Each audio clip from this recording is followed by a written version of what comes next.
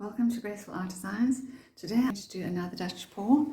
Well, it's an intentional pour, and as you can see, I've put the white in the center of the canvas, small canvas, 30 by 30 centimeters, and so from there I'm just going to tilt it in all directions until the canvas is covered. That's how I start my paintings. So these are my colors, same colors I used in the last video, and I've just put them down in a different order. I've started with the Prussian blue, then the gold, the Prussian blue, then the permanent red violet, then the gold, then the red, and then the pearlescent. And now I'm going to just blow this one out. I'm doing them one at a time. It came out nicely, but what I did differently this time was that I used the higher setting from a distance, and I went in very slowly, and then I turned the hairdryer that way and that way to spread it more evenly. I need to come back and do this. There's too much pearlescent down here, and then I want to turn that way and maybe a little bit that way.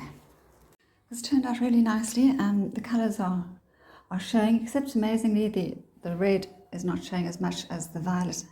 And the blue, well, the blue is opaque, the other two colors are not, and so that's probably why. And the pearlescent is showing there and there somehow it didn't show much at the top. But that's okay, I just wanted to see the effect of doing things differently. And so I'll wait and see how it dries, because often, when it dries, my last painting dried so beautifully that I still haven't been able to shape it into anything, because I just love the colors the way they are. At the end of the last cut, I had two sort of blooms, one on each side of the canvas, and then I decided to blow a bit more because the paint was a bit thick, or I wanted to get rid of some of the pearlescent, which was pooling, and I ended up blowing the two together. And it's very pretty, but now I've decided I'm not going to do another bird painting with it. I've done quite enough bird paintings lately.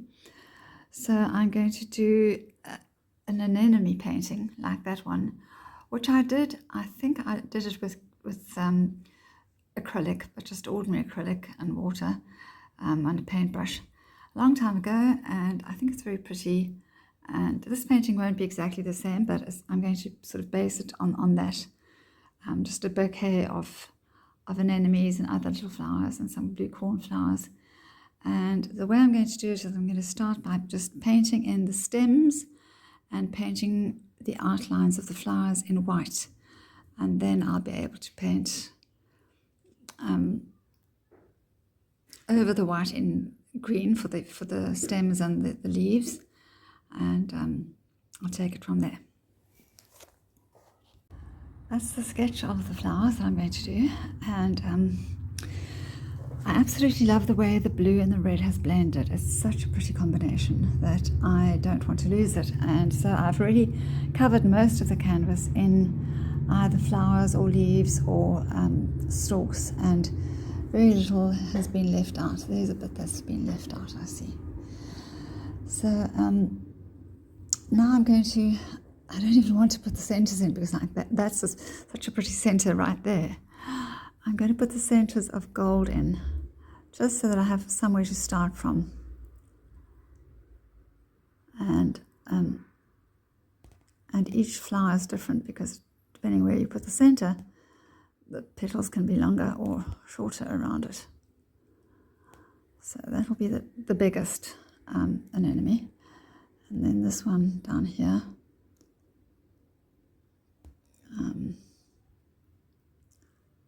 I suppose the gold is not showing up very much as always, but again, maybe once it's dry. And then this one over there. There is pearlescent white in here, which has mostly come out down here and there and there, but I suppose it's not really going to matter much in this painting. I'll put a center in there, and one in there, shows up better on the white than it does on the blue and the red. And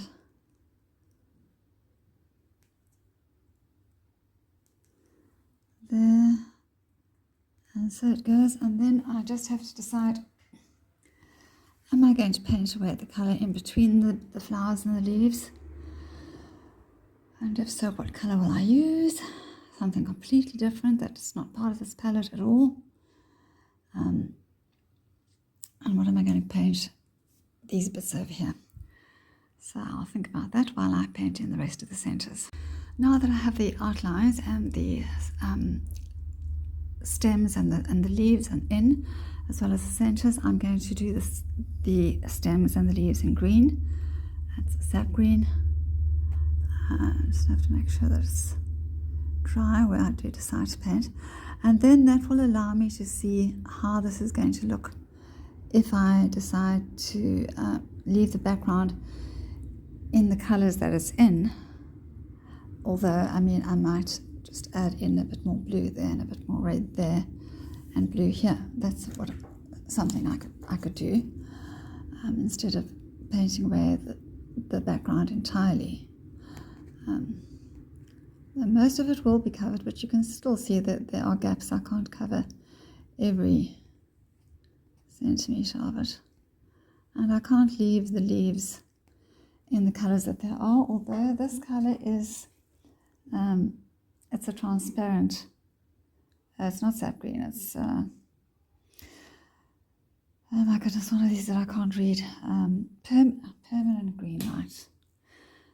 Permanent green light, whatever permanent is about it, I don't know, but it's transparent, so that's right, showing the colours through from underneath, which is fine. You know, that just adds something interesting. It's an abstract bouquet of flowers, so nothing has to be too realistic. So I have painted the stems over this white part, but you can't see them, and I'll just continue to do that and see how that turns out. I carried on adding the green to the leaves and the stalks, and then I added a bit of gold over them so that they weren't just a bland green. And something always has to give, I guess. So I'm still deciding whether it's going to be the flowers that are going to give or the background. And this permanent red violet, which I have mixed in the liquid, is a very, very liquid. It's not going to cover very well. But I'm going to try using that first before I think of adding red or blue, because it does, in the first layer might not be dark enough, but the second layer will definitely make a difference. And if I add it around the flowers, then I can keep the flowers that are red, and I can add it into the blue flowers to make the layers of the anemones like that, without losing any of the prettiness of the existing colours. That will just work really well there. Definitely needs another layer. I don't want that white to show. So let's see how that goes. And let's just see how it goes here. It might work very well, being sort of midway between the blue and the red. So I have added some of the mauve. Oh, there's a whole bunch stripped there. It shows I have to do it on my lap. But let's see what I can do to save that.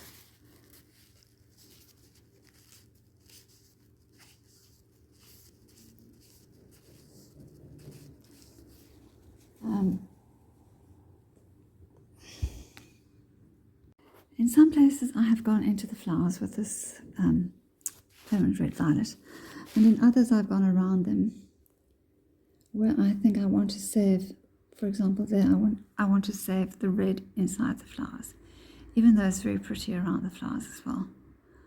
But this will help to bring out the red without there being a white outline. And it may take 2 layers because this is, liquid. It's hard to tell.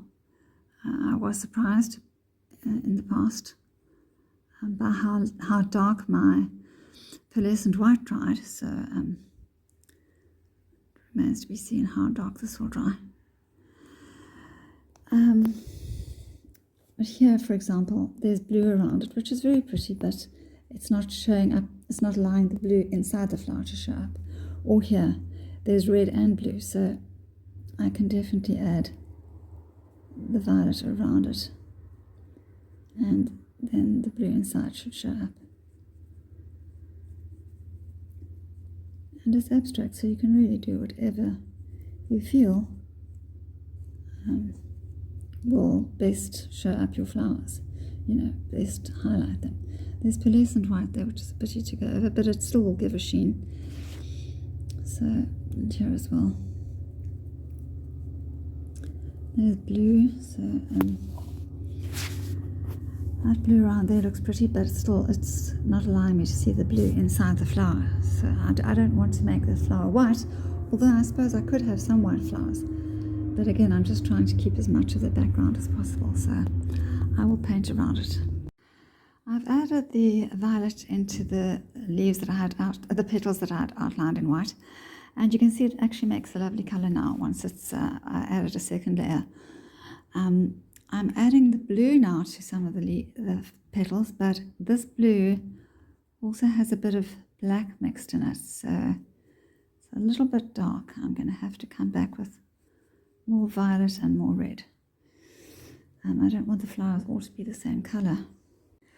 Using the acrylic pour as my background has produced, I think, a really lovely painting, almost lovelier than the one that I used as my kind of background sketch.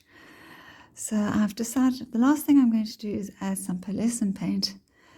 Unfortunately, it's still wet because this paint is very liquid. It won't take long to dry, but it's still very liquid. So I'm just going to add some pearlescent here and there to some of the flowers, just to give it that finishing touch in the center. And I love that color, and that as well. The red and the blue mix is just the prettiest. Although I had to add more of the permanent rose violet on top of the blue, because the blue, like I said, had black in it and was a bit dark, but still the original color, some of it is still there. And so here I can add some as well, right on these leaves. And